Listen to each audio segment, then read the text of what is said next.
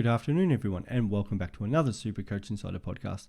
My name is Swiz, here to talk all things round 9 with my Supercoach BBL team.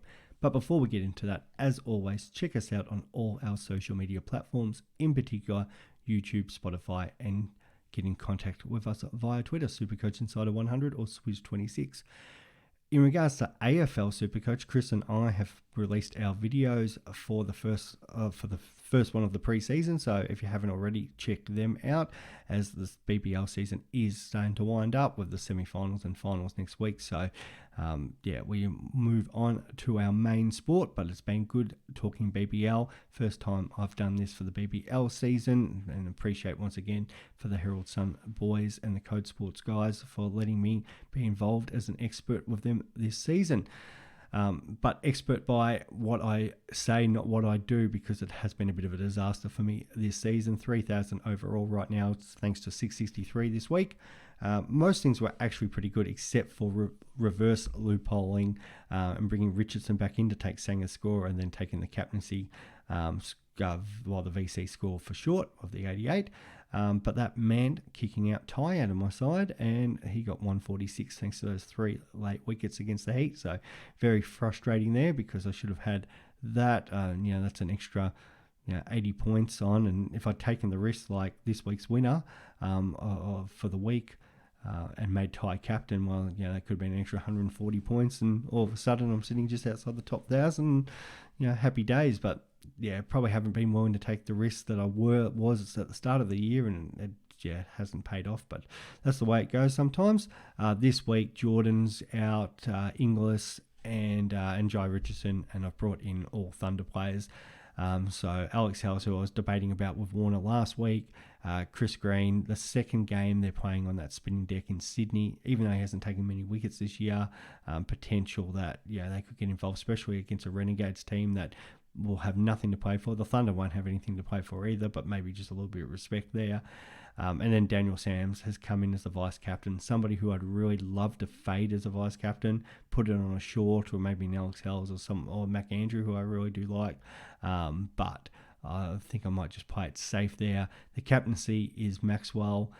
If the Strikers lose tonight, the Stars are all in for their chance of winning and making finals. So Maxi could be a real interesting one.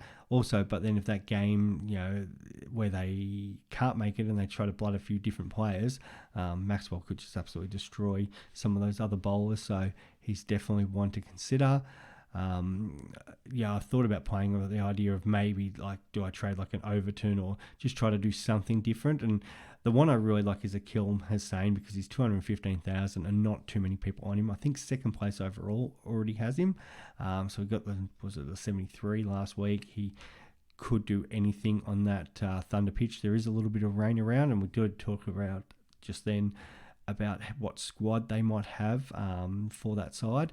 And that is the danger also about picking all these Thunder players, because, game 1 tonight, they might have a full-strength side, but then game 2, they might play more kids. We already saw, Toby Gray came in last week, so do they potentially give a couple other guys on their squad who haven't had the opportunity yet a game? So there is some risk that some of these Thunder players may only play one game, where I don't mind that sort of risky play of going other players.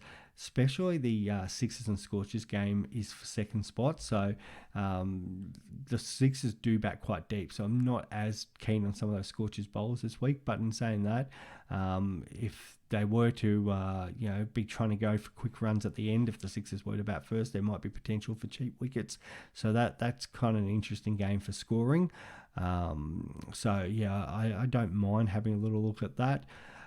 So, there could be some real interesting plays with squads this week. So I think trying to keep your trades up your sleeve, especially if you're up the top and you need to play a bit more safe, you probably want to try to hold on to it as much as you want to load up on Thunder. There'd be nothing worse than you being sort of top 100, top 10, whatever in that position, and you've gone all out with these Thunder players, and then next minute they're not playing second game because, it's just a dead rubber. Where I think if other people do, or you sort of those players that we know are going to be playing, like as we said, like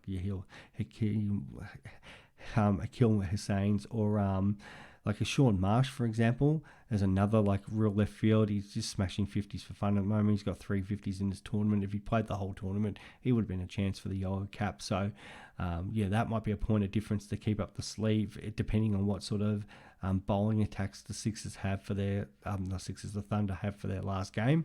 A little cheeky risk like that, and that's again the weekly winner this week did have Sean Marsh, did have Ty captain. So even if you can't really do anything overall, maybe you can try to do something with your side and just have some fun with it, and put some real points of difference that you might be able to get a weekly win, and that's still a good prize as well. I've talked about that early in the season with my NBL, for winning a weekly there, and it's for only a 9-week competition, you could come away with some cash, which would be great. So there is a lot to think about with this last round. It's probably not as just simple as the Thunder players, but in saying that, they might all perform. They could absolutely get up for the Strikers game tonight, in front of their home Canberra crowd. And then the Renegades might not offer much as the Thunder try to get off the bottom, and the Renegades might finish there. And there's potential that these Thunder players could absolutely have a field day there too. So we don't know the answer. It could go one of both ways, but I think it just comes down to where you are for a rankings point of view, or the other point of it is your league too, because some people are playing for their grand final this week. So kind of have a look at what your opponent has. If they're predicted to beat you, they're going to probably play it more safe. So then, maybe you need to take a couple extra risks there and getting on. And as we saw last week with Ty getting that big last over.